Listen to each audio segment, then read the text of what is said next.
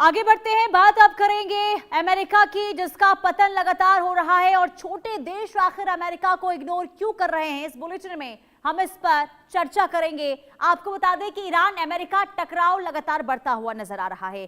क्या धमकियों की धार अब जो है कूद पड़ गई है?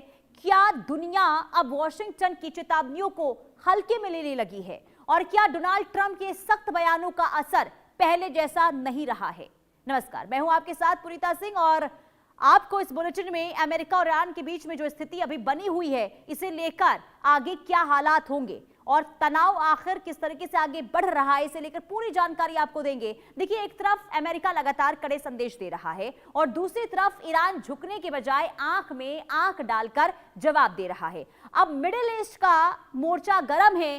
अमेरिका बार बार ये कह रहा है कि अगर उकसाया गया तो बड़ा एक्शन होगा, लेकिन सवाल यह है कि क्या इन धमकियों से अब कोई डर रहा है? हाल के घटनाक्रम बताते हैं कि ईरान ने सिर्फ अपनी रणनीति पर कायम वो रहा है, बल्कि उसने साफ ये भी कह दिया है कि दबाव में आने वाला नहीं है।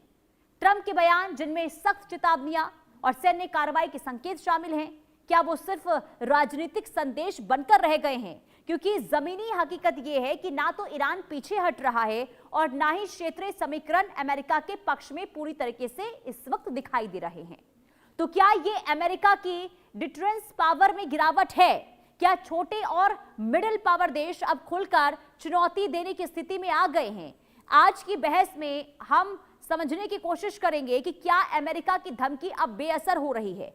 क्या ईरान के तेवर नए वर्ल्ड ऑर्डर की आहट है? और इस टकराव का असर भारत समेत पूरी दुनिया पर कितना गहरा पड़ सकता है? इस पर ज्यादा चर्चा के लिए हमारे साथ डिफेंस एक्सपर्ट और विदेश मामलों के एक्सपर्ट भी जुड़ेंगे और समझेंगे कि आखिर आज अमेरिका की यह स्थिति क्यों बनती हुई नजर आ रही है। देखिए, अमेरिका से जो देश है वो आखिर दूरी क्यों बना रहे हैं? दरअसल देखिए, रूस अमेरिका के खिलाफ खुला मोर्चा और प्रतिबंधों के बीच टकराव देखने को इस वक्त मिल रहा है। खास करके देखिए, बात करते हैं चीन आर्थिक और तकनीकी प्रतिस्पर्धा में सीधा मुकाबला इस वक्त है और ऐसे में परमाणु और क्षेत्रीय मुद्दों पर लगातार जो है तनाव की स्थिति बनी हुई है। इसके साथ ही उत्तर कोरिया की बात करते तो अमेरिका से पूरी तरह से अलग थलग और आक्रामक तेवर जो है वो देखने को मिल रहा है। वेनेजुएला प्रतिबंधों के चलते वॉशिंगटन से दूरी बन गई है। वहीं तुर्की की बात करते तो नाटो में रहते हुए भी कई मुद्दों पर अलग लाइन रहा है नाटो का। वहीं सऊदी अरब, चीन, रूस के साथ बढ़ती रणनीतिक नजदीकी इस वक्त देखने को मिल रही है और रूस अमेरिका के खिलाफ खुला मोर्चा और प्रतिबंधों को लेकर पहले से ही देखिए रूस का तल्ख तेवर अमेरिका को लेकर देखने को मिलता रहा है। अब देखिए, ईरान का नया प्लान क्या है? ईरान ने अमेरिका से बातचीत का नया प्लान जो है वो भेजा है अमेरिका को और साथ ही साथ मध्यस्थता कर रहे पाकिस्तान को नया प्रस्ताव सौंपा गया है। ईरान ने यह सौंपा और अब यहां पर ईरान ने जंग खत्म करने को अपनी पहली प्राथमिकता बता दी है। ईरान ये कह रहा है कि हमारी पहली प्राथमिकता है कि जंग पहले जो है रुकनी चाहिए, जंग को खत्म करना है, लंबे समय तक शांति कायम करना हम चाहते हैं। ये ईरान का स्टेटमेंट सामने आया है। ईरान ये चाहता है, वही बातचीत के जरिए हालात बेहतर करने की हम कोशिश कर रहे हैं। ये ईरान की प्रतिक्रिया सामने आई है। लेकिन इस वक्त जो चल रहा है मिडिल ईस्ट में, अमेरिका ईरान के बीच में जो हो रहा है और खास करके अमेरिका की बात करते हैं तो अमेरिका की जो शक्ति को लेकर सवाल उठने लगे हैं, आखिर इसके पीछे क्या वजह नजर आ रही है, ये समझ लेते हैं। हमारे साथ मेहमान जुड़ चुके हैं। कर्नल टीपी त्यागी डिफेंस एक्सपर्ट के तौर पर हमारे साथ जुड़े हुए हैं। वहीं रवि अरोड़ा, विदेश मामलों की जानकार, भी हमारे साथ जुड़ गए हैं। बहुत स्वागत आप दोनों का इंडिया न्यूज पर। सबसे पहले कर्नल टीपी त्यागी सर, ये जो इस वक्त स्थिति अमेरिका की देखने को मिल रही है, कभी पावरफुल देश जिसे माना जाता था, आज सभी देश अमेरिका को इग्नोर आखिर क्यों कर रहे हैं? आखिर ये नौबत क्यों आ गई अमेरिका के सामने? देखिए, अश्वमेध यज्ञ का घोड़ा तभी तक बढ़ता रहता है जब तक कोई आगे बढ़कर उसकी लगाम को नहीं पकड़ लेता। बस यही अमेरिका के साथ हुआ है। ईरान के साथ युद्ध में बेशक चाहे ईरान को ज्यादा नुकसान हुआ हो अमेरिका के मुकाबले, लेकिन जिस तरह से अमेरिका को इंजरी तो हुई ही, इंजरी के साथ इंसल्ट भी हुई। वो जो एक बेइज्जती का सामना करना पड़ा कि उसके बड़े बड़े एयरक्राफ्ट कैरियर को पीछे हटना पड़ा, उसके स्टेल्थ F-35 को एक छोटी सी मिसाइल ने शॉर्ट रेंज और शॉर्ट एल्टीट्यूड में गिरा दिया। इससे उसकी एक किस्म से बेइज्जती हुई है। और उसका मतलब ये हुआ कि खरबूजे को देख के खरबूजा रंग बदलता है। लोगों ने, देशों ने ये सोचना शुरू किया कि ऐसा कोई देश है दुनिया में जिसके 750 से ज्यादा मिलिट्री बेसिस हो। यानी कि ये तो सीधे सीधे अमेरिका अपनी तानाशाही करना चाहता है, न केवल एक दो देशों या कॉन्टिनेंट के ऊपर, बल्कि पूरी दुनिया के ऊपर।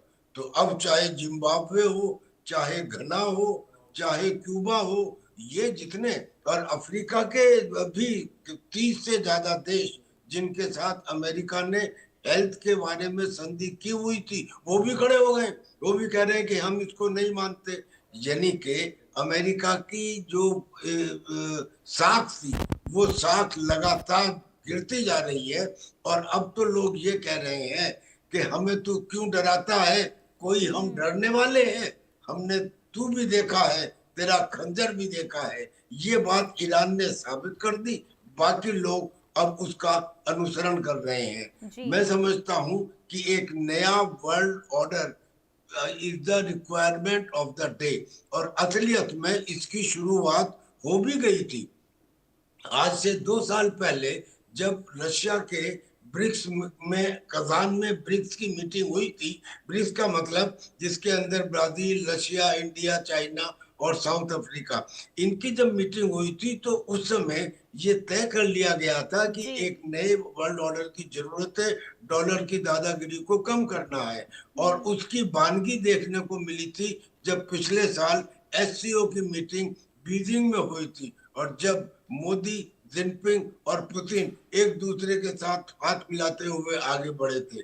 यानी कि अमेरिका की जो पूरी दुनिया में एक किस्म की दादागिरी है, उसके खिलाफ आवाज उठनी शुरू हुई थी, बिल्कुल। और वो अब बढ़ती जा रही है। बिल्कुल। और इस जंग में देखने को भी मिला है बाकी देश जी। जो खास करके सहयोगी देश थे, उनका रुख अमेरिका को लेकर किस तरीके का देखने को मिला। और यही वजह है कि अमेरिका को लेकर अब जिस तरीके से प्रतिक्रिया सामने आ रही है, इससे डोनाल्ड ट्रंप कहीं ना कहीं देखिए बौखलाहट में जरूर दिखाई दे रहे हैं। और यही वजह मानी जा रही है कि अलग अलग तरीके से फैसले इस वक्त ले रहे हैं। लेकिन आप रवि अरोड़ा सर जरा ये समझाइए, क्योंकि अब इस वक्त ये कहा जा रहा है कि डोनाल्ड ट्रंप जो है अमेरिका फर्स्ट नीति के तहत ऐसे ऐसे फैसले ले रहे हैं जो यूरोपीय देश को, उनके जो सहयोगी देश है, उन्हें पसंद नहीं आ रहे हैं। और ये देशों का कहना है, जो उनके सहयोगी देश, उनका ये कहना है कि सिर्फ अमेरिका अपने स्वार्थ को लेकर काम कर रहा है।